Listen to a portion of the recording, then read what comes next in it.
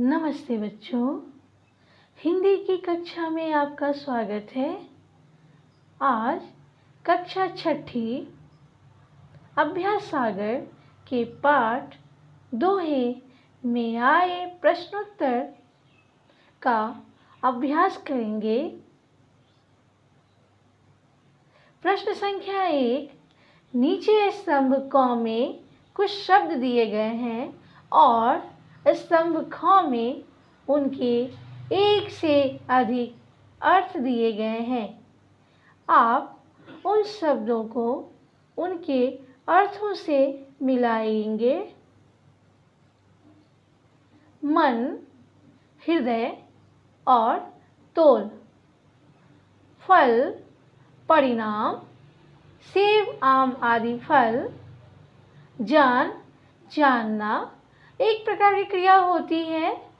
प्राण, पर का अर्थ है पंख, परंतु, ऊपर। डाल का अर्थ है डालना, एक प्रकार की क्रिया है। और पेड़ की डाल या आप कह सकते हो शाखा, पेड़ की शाखा। प्रश्न संख्या 2, नीचे कुछ शब्द दिए गए हैं, उनके सामने उनके दो अर्थ लिखना है। उत्तर का अर्थ क्या होता है? जवाब और एक दिशा का नाम। हार का क्या अर्थ होता है? पराजित और माला। सोना का क्या अर्थ होता है? निद्रा और एक प्रकार की धातु जो हम पहनते हैं, सोना। तीर, बाण या किनारा।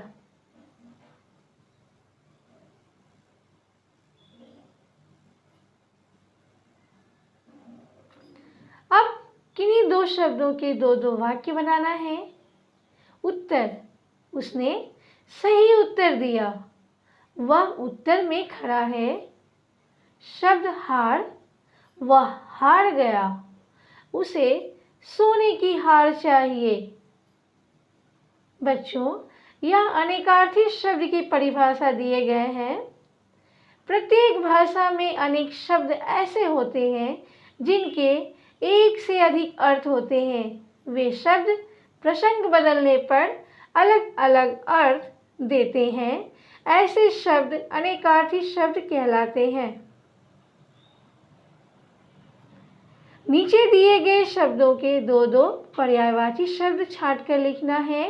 अंधकार का है अंधेरा और तम, शरीर का देह और बदन। आदर का मान और सम्मान। पृथ्वी का धरा और वसुधा। कमल का जलज और पंकज। बच्चों, इन वाक्यों में के अंत में है अथवा हाय का प्रयोग करना है। आप जानते हो, एक वचन में है का प्रयोग होता है। बहुवचन या आदर सूचक शब्द के लिए है का प्रयोग किया जाता है। आदर सूचक वाक्य के लिए भी है का प्रयोग किया जाता है। सुरेश पिचकारी भर रहा है। आप कहाँ रहते हैं?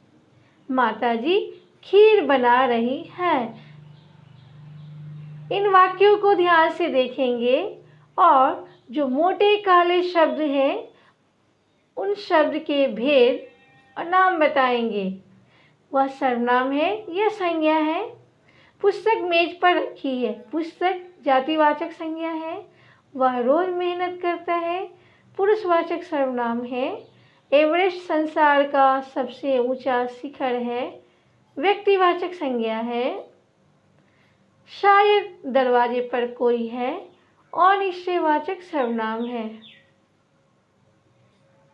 प्रश्न संख्या 6 में इन वाक्यों में विशेषण शब्द पर घेरा लगाना है।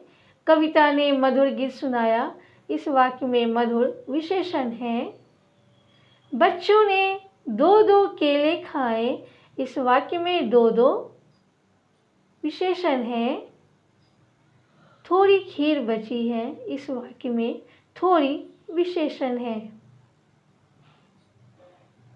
बच्चों, इन वाक्यों में उचित विराम चिन्ह लगाना है। तुम क्या पढ़ रहे हो? प्रश्न सूचक चिन्ह लगाया गया है। राम, अब तुम पढ़ो।